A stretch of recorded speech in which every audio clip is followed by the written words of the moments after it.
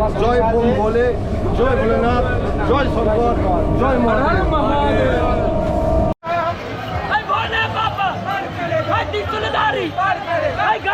বাসে একটু ডিস্টার্ব হয়েছে, ওই জন্য বাধা হচ্ছে এইখানে ডুগডুগির এখানে, ঠিক আছে।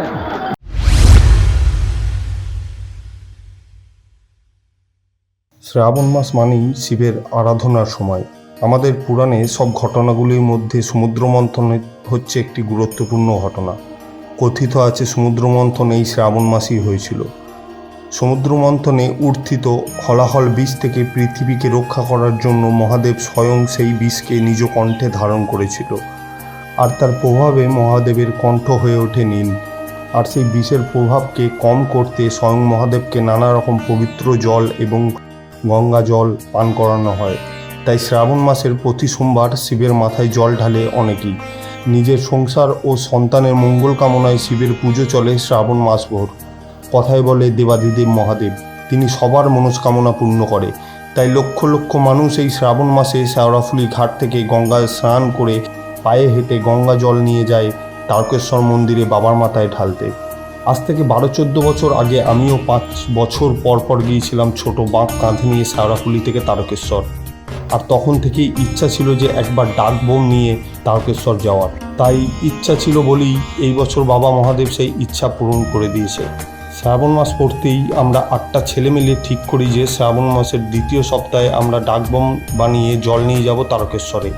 কথা মতো শ্রাবণ মাসের দ্বিতীয় সপ্তাহে আমরা বাঁশ কিনে আনি 300 টাকা দিয়ে, আর বাঁশের মিস্ত্রি দিয়ে একটা 12 ফুটের বাঁক বানাই এবং বাঁক সাজানোর জন্য শিয়ালদা থেকে সব কিছু কিনে আনি, আর সঙ্গে 8 পিস ম্যাচিং ড্রেস।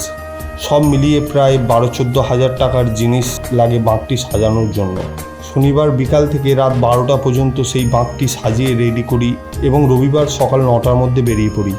আর আমাদের পাড়াতেই একটি শিবের মন্দিরে পুরোহিত দিয়ে সেই বাঁকটিকে পুজো করিয়ে নিই।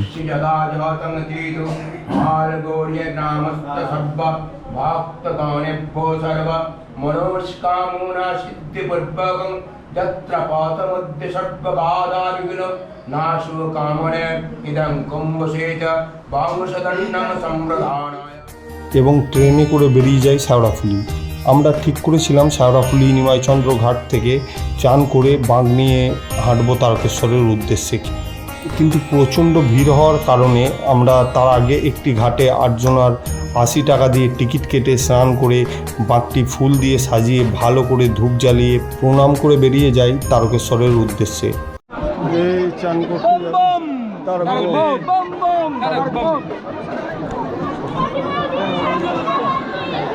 আমাদের এখানে বাঁকটা রাখা হয়েছে।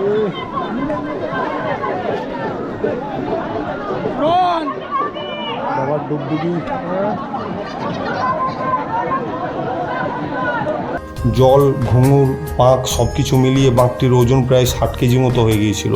এবং যেতে যেতে রাস্তায় বৃষ্টিও শুরু হয়ে যায়। আমরা প্রথম 7 কিলোমিটার যাওয়ার পর একটি জায়গায় দাঁড়াই একটু রেস্ট নেওয়ার জন্য। সব মোটামুটি ক্লান্ত, মুখ চোখ ঘেটে যা বোঝা যাচ্ছে, মোটামুটি ক্লান্ত। এখন একটু রেস্ট। 7-8 কিলোমিটার মতো আসা হয়েছে, চোখ মুখের অবস্থা দেখে বোঝা যাচ্ছে হয়তো কিছুটা। এই আমাদের আমাদের হচ্ছে এই বাঁক আমাদের এখন রেস্টে রাখা হয়েছে। কিছু এখানে কি সব খুলে গিয়েছিল, এগুলো তো বাঁধা হলো আবার নতুন করে। বম বম বম বম ভোলে বাবা, ভোলে বাবা। কিছুক্ষণ রেস্ট নেওয়ার পর আমরা আবার হাঁটতে শুরু করি এবং আবার 7 কিলোমিটার যাওয়ার পর এক জায়গায় দাঁড়াই রেস্ট নেওয়ার জন্য। তখন আমরা মোটামুটি সবাই কিছুটা হলেও ক্লান্ত হয়ে পড়েছিলাম। আমরা বাঁক নিয়ে তখন সবে 13 কিলোমিটার পার করেছিলাম। শেওড়াফুলি থেকে তারকেশ্বর প্রায় 38 কিলোমিটার রাস্তা, মানে এখনও 25 কিলোমিটার রাস্তা বাকি ছিল। কথায় আছে ভক্তি হে তো শক্তি হে। রাস্তার মাঝে আরও 2-3 জায়গায় রেস্ট নিতে নিতে আরও লক্ষ লক্ষ ভক্তবৃন্দদের সাথে পথে হাঁটতে হাঁটতে পৌঁছে যাই বাবা তারকেশ্বরের মন্দির।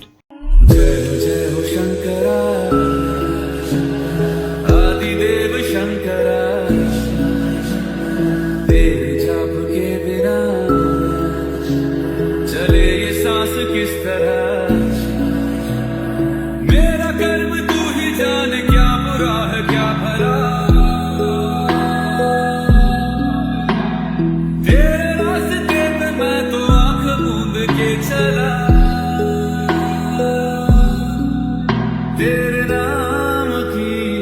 जोत ने सारा लिया तमस मेरा।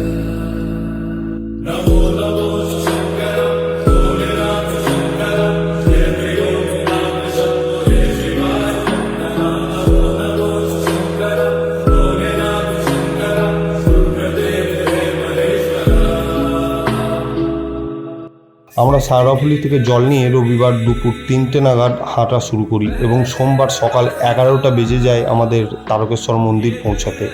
তারকেশ্বরে ঢোকার আগে 2 কিলোমিটার রাস্তা আমরা খুবই কষ্ট পাই, কারণ পিচ রাস্তা রোদে প্রচণ্ড গরম হয়ে গিয়েছিল, আর তার কারণে সবার পায়ের নিচে কম বেশি ফোঁসকা পড়ে যায়। রাস্তায় যেতে যেতে আপনি অনেক রকম ফ্রি খাবারের স্টল পাবেন, পায়ে বা শরীরে কোথাও কিছু প্রবলেম হলে ফ্রি ট্রিটমেন্ট করার জায়গাও পাবেন। সব কিছু পার করে বাবা তারকনাথের আশীর্বাদে আমরা পৌঁছে যাই তারকেশ্বর মন্দিরে এবং বাবার মাথায় জল ঢেলে ফিরে আসি বাড়িতে। মন্দিরে ঢোকার আগে প্রচণ্ড ভিড়ের কারণে ক্যামেরা করা সম্ভব হয়নি, তাই মন থেকে দুঃখিত। ভিডিওটা কেমন লাগলো অবশ্যই জানাবেন। দেখা হবে আবার পরের ভিডিওতে। ভালো থাকুন, সুস্থ থাকুন। জয় শ্রী শঙ্কর মহাদেব কি জয়।